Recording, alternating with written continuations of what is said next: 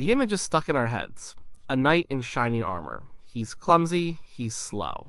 He moves like a robot. If he falls over, he's like a turtle on its back, legs wiggling, totally helpless. To get on his horse, he needs a crane. And to get out of that metal suit, forget about it. He's trapped in there probably for days, eating through a straw and hoping he doesn't have to use the bathroom. We've seen it in movies, we've read it in books. It's a powerful, funny, and slightly pathetic image. But it's almost entirely wrong. This idea of the trapped knight comes from a misunderstanding of what armor was and who wore it. It became really popular centuries after knights were even a thing. During the Victorian era, people looked back at the Middle Ages and saw it as a strange, romantic, and slightly barbaric time. They imagined knights as these walking tanks, encased in impenetrable steel. Mark Twain wrote about it in A Connecticut Yankee in King Arthur's Court, where the hero complains about the heat, the discomfort, and the sheer absurdity of living in a metal can. That book, and others like it, did a lot to shape our modern view. The myth serves a purpose. It makes us feel advanced. We look at the knight stuck in his suit and think about how much better we have it. Our soldiers have lightweight body armor. We have freedom of movement. We're not trapped by our own technology. It also makes the past seem more distant and strange, less human. It's easier to think of these people as simple brutes in heavy costumes than as highly trained professional soldiers with sophisticated equipment. The truth is, a knight's armor was his life. It was his combat gear, his uniform, and a symbol of his status. It was also incredibly expensive. A full suit of high-quality plate armor could cost as much as a small farm or a luxury car today. No one would spend that kind of money on something that didn't work. And working meant two things. It had to protect you from being killed, and it had to let you do your job, which was fighting. Fighting involves running, jumping, swinging a sword, getting on and off a horse, and wrestling someone to the ground. You can't do any of that if you're a walking statue. So, could a knight get out of his armor? The short answer is yes. Of course he could. He had to. He had to eat, sleep, and live a life outside of battle. The real question isn't if they could get out, but how. How did it work? Was it a simple process? Did they need help? And why is the myth of the trapped knight so hard to shake? The answer to those questions reveals a lot about what it was actually like to be a knight. It wasn't about being trapped in a can. It was about wearing a complex, articulated system of protection that was designed, from the very beginning, to be put on, and just as importantly, to be taken off. The reality is that a well-made suit of plate armor was a masterpiece of engineering. It was tailored to the individual. It distributed its weight evenly across the body. A knight in full plate could move with surprising speed and agility. There are historical accounts and modern reconstructions that show men in full harness doing somersaults, climbing ladders, and running. The total weight, around 50 to 60 pounds, is comparable to what modern infantry soldiers carry into combat. It's heavy, yes, but it's manageable for a strong, well-trained person. And knights were nothing if not strong and well-trained. That was their entire profession. Forgetting the crane and the helpless, flailing turtle, we need to look at the armor not as a prison, but as a tool. A very effective tool that a professional used to do a dangerous job. And like any professional, at the end of the day, he took off his work gear. The process was part of the daily routine of military life. It wasn't a strange emergency procedure. It was just another part of the day, like cleaning his sword or feeding his horse. Understanding that process is the first step to dismantling the myth of the clanking, helpless knight, and replacing it with the reality of a skilled, mobile warrior. To understand how a knight got out of his armor, you first have to understand what the armor was. It wasn't a single, solid piece of metal like a big soup can with arm and leg holes. That would be completely useless. Instead, a full suit of plate armor, what they often called a harness, was a complex system of many different pieces, all working together. Think of it less like a statue and more like the shell of a lobster or an insect. It's a hard exoskeleton made of dozens of interconnected, overlapping plates that allow for a full range of motion. Let's start from the inside and work our way out. Before a single piece of metal went on, the knight put on his undergarments. The most important of these was the arming doublet, or gambeson. This was a thick, padded jacket, often made of linen or leather stuffed with wool or cloth. It served two purposes. First, it was padding. It cushioned the blows that landed on the armor, absorbing some of the shock so the knight's bones didn't get rattled or broken. Second, and more importantly for our question, it was the foundation for the entire suit. The arming doublet was covered in little ties called points. These were basically medieval shoelaces made of leather or strong cord. The different pieces of armor were literally tied onto this jacket. Now for the metal parts. The suit was built up in layers and sections. Let's go from head to toe. The head was protected by a helmet, or helm. There were many styles, from the simple bassinet to the great helm that covered the entire head and rested on the shoulders. Below that, a plate collar called a gorget protected the neck and throat. The torso was covered by a cuirass, which consisted of a breastplate and a backplate. These two large pieces were not welded together. They were connected at the shoulders and sides by straps and buckles or hinges, allowing the knight to bend and twist. The arms were a marvel of articulation. The shoulders were covered by rounded plates called pauldrons. The upper arm was protected by the rear brace, the elbow by a couter, which had to be expertly shaped to allow the joint to bend fully, and the forearm by the vambrace. These pieces were often connected to each other with flexible strips of metal called lames, or they were attached to leather that allowed them to move. The hands were covered by gauntlets, which were essentially armored gloves with articulated plates for each finger. The legs were similar. The upper thigh was protected by a kiss. The knee was covered by a pollen, another critical and complex joint. The lower leg was encased in a greave. And finally, the feet were covered in sabatons, which were articulated plates that fit over the knight's boots. All these individual pieces, from the shoulder to the hand, from the thigh to the foot, were not just hanging there. They were secured. The arm pieces were tied with points to the sleeves of the arming doublet. The leg pieces were tied to points on the lower part of the doublet or to a separate belt. This system of points and straps is the key to everything. It's what held the armor together, and it's what allowed it to be taken apart. Nothing was permanently fixed. Every single piece could be removed. The buckles on the cuirass, the straps and the greaves, the points that held the pauldrons to the shoulder, it was all designed for assembly and disassembly. This modular design was practical. If one piece of armor got damaged in battle, you could just replace that one piece. You didn't have to get a whole new suit. This design also explains the mobility.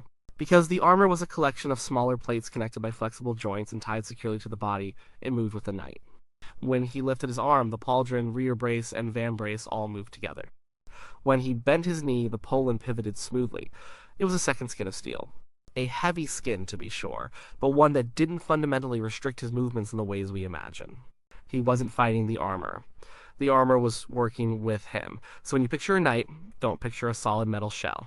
Picture a man wearing a padded jacket, and then picture a whole series of shaped steel plates being systematically tied and buckled onto that jacket, piece by piece, until he is covered from head to toe. Each piece has its own name, its own function, and its own specific set of attachments. It's an intricate, personalized system, and because it was built up piece by piece, it could only be taken down piece by piece. There was no single magic button or a giant zipper. It was a process, a deliberate reversal of the steps used to put it on. Getting out of armor was a process. It required help.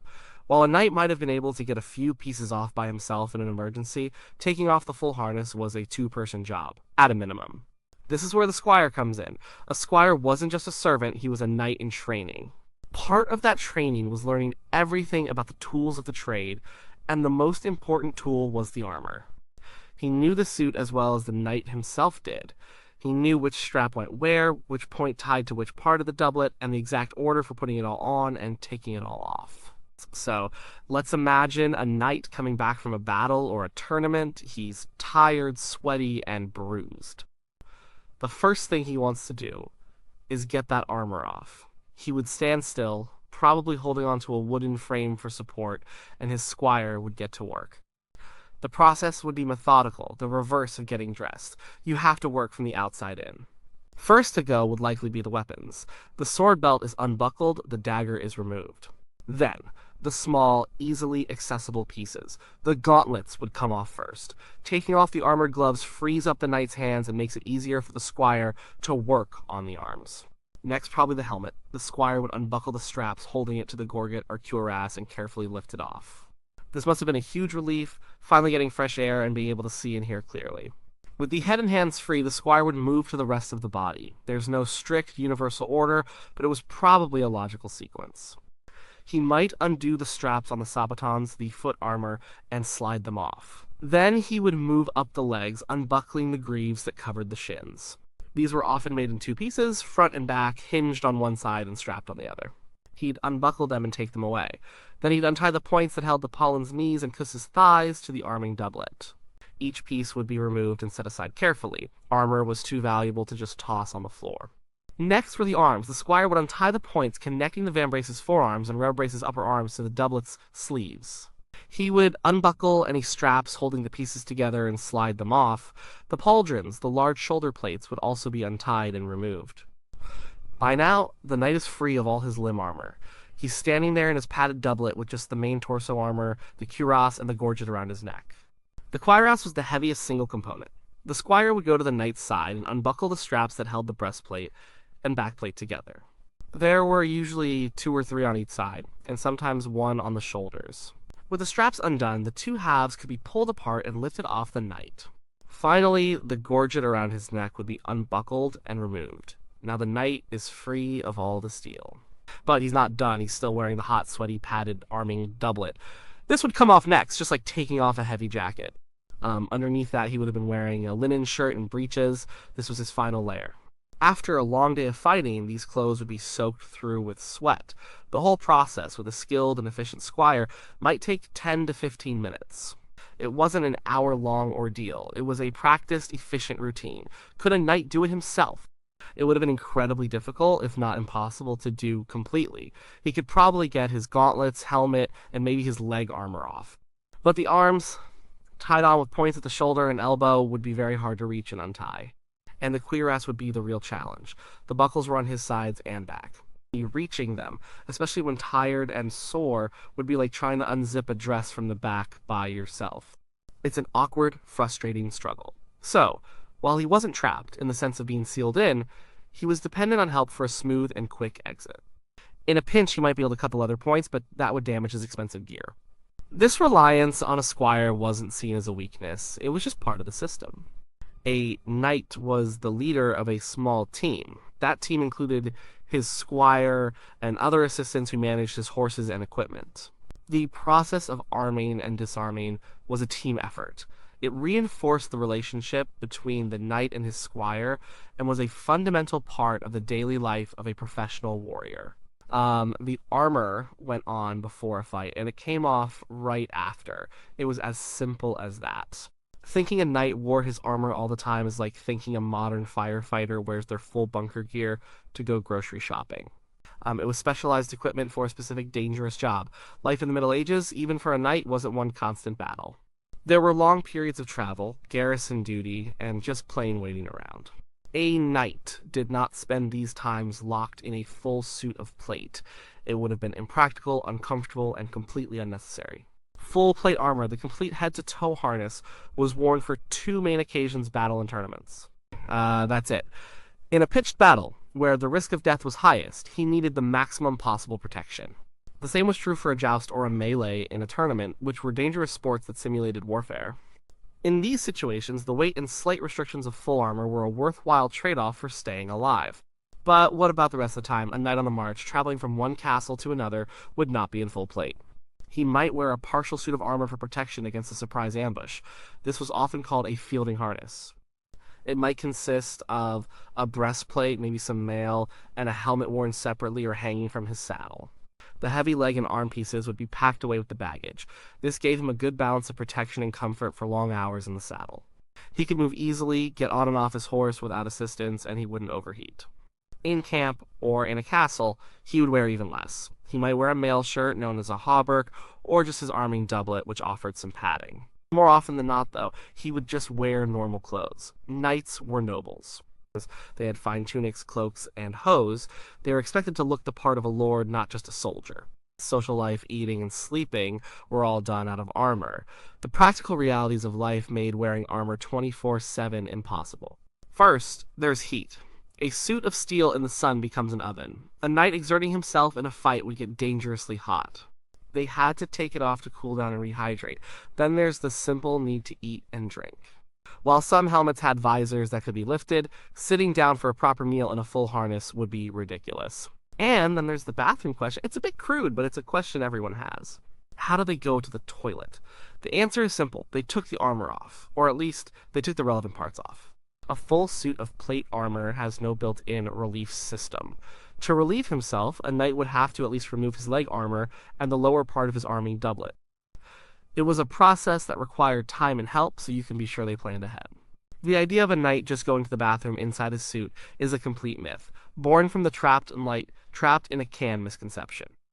It would be unsanitary, corrosive to the undergarments, and just plain miserable. Beyond the personal discomfort, armor required constant maintenance. After a day of use, it would be covered in sweat, mud, and maybe blood. The steel plates needed to be cleaned and oiled to prevent rust. Rust was the great enemy of armor. A rusty plate was a weak plate. The leather straps and points needed to be checked for wear and tear. A broken strap in the middle of a battle could be a death sentence. This maintenance was another one of the squire's primary jobs. Every evening, the armor would be taken apart, cleaned, polished, oiled, and repaired. This daily ritual is another reason knights didn't stay in their armor. The gear had to be maintained, and you can't maintain it while you're wearing it. So, the life of a knight was a life lived mostly out of armor. The full harness was brought out for moments of extreme danger. The rest of the time, he was a man like any other who valued comfort and practicality. He wore clothes appropriate for the situation, whether that was traveling, attending court, or sleeping. The armor was a tool sitting in a chest, waiting for its moment, not a permanent shell he lived inside. So, could knights actually get out of their armor? The answer is an emphatic yes.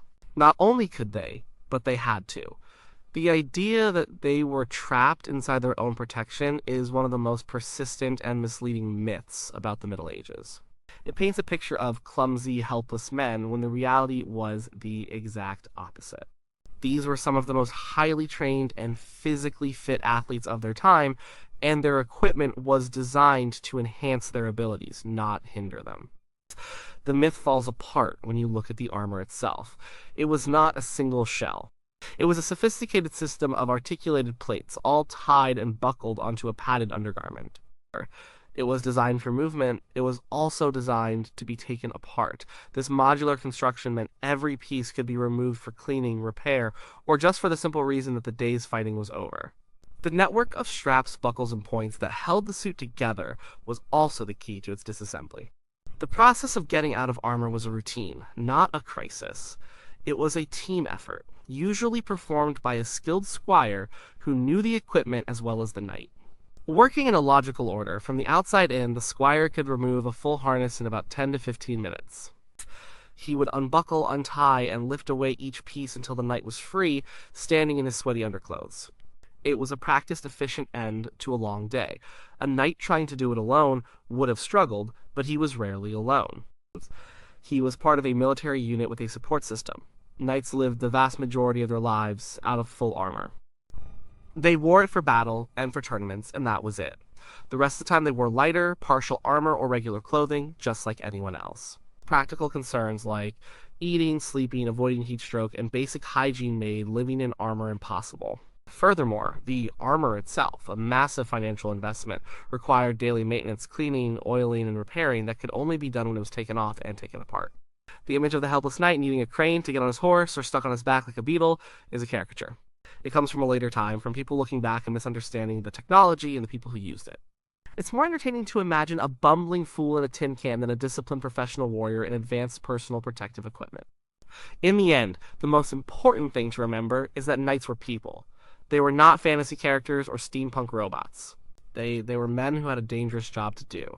Their armor was the tool that let them do that job and survive. And when the job was done, they put their tools away. They took off the steel, washed off the sweat and grime, and became ordinary men again. They sat by the fire, ate their dinner, and slept in a bed, free from the weight of their work. The ability to get out of the armor wasn't just a convenience, it was a necessity. It was the moment the soldier returned to being a man.